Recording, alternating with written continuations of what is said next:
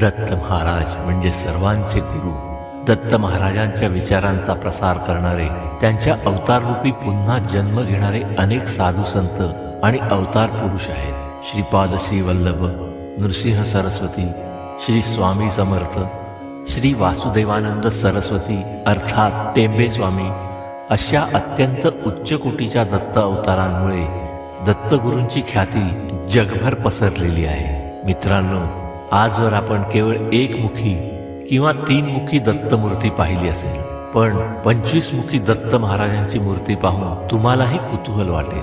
ही मूर्ती तामिळनाडू करूर जिल्ह्यातील नेरूर येथील श्री स्वामी सदाशिव ब्रह्मेंद्र महाराज मंदिरात आहे. दत्त संप्रदायात या मूर्तीला विशेष महत्त्व आहे. या मूर्तीचे वैशिष्ट्य म्हणजे मूर्तीच्या प्रत्येक चेहऱ्यावर वेगवेगळे भाव आहेत. अवधूत चिन्ह